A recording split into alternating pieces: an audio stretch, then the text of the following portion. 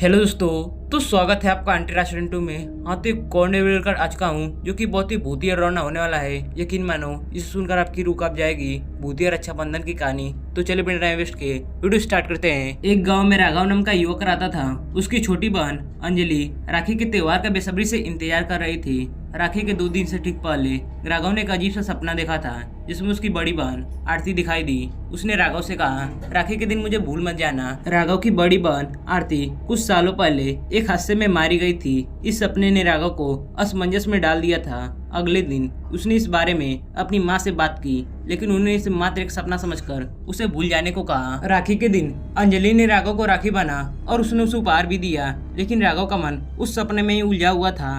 राखी के बाद का रात जब सब सोने चले गए, राघव को अचानक लगा कि किसी ने उसे पुकारा। वह आवाज आरती की थी। राघव उठकर कमरे से बाहर आया और देखा कि दरवाजे के पास एक साया खड़ा है। वह डरते हुए आगे बढ़ा और जैसे उसने दरवाजा खोला, उसे एक ठंडी सी हवा का झोंका महसूस हुआ। सामने उसकी बहन आरती खड़ी थी, लेकिन वह वैसी नहीं थी जैसे वह जिंदा दिख रही थी। उसके चेहरे पर भयानक सी हंसी थी, उसकी आंखें लाल हो रही थी। आरती ने कहा, तुमने मुझे राखी के दिन बुला दिया, लेकिन मैं तुम्हारी आज भी बहन हूँ। अब मैं तुम्हारे साथ रहूंगी 2 दिन तक। अगले दिन से राघव घर में अजीब घटनाएं होने लगी। दरवाजे अपने आप खुलने लगे, चीजें अचानक गायब हो जाती और रात को किसी के रोने की आवाजें आती। राघव बहुत डरा हुआ था और समझ नहीं पा रहा था कि ये सब क्या हो रहा है। अंत में वे अपनी माँ को सब कुछ बताया। उसकी माँ ने गांव के पंडित से सलाह ली। पंडित ने कहा कि ये आत्मा सिर्फ 2 दिन तक ही तंग करेगी, उसके बाद अपने आप चली जाएगी। समय बीतता गया और 2 दिन पूरे होने के नजदीक आ गए। रात के समय जब राघव अपने कमरे में था, उसे फिर से आरती की आवाज सुनाई दी। भाई, अब मुझे जाने दो,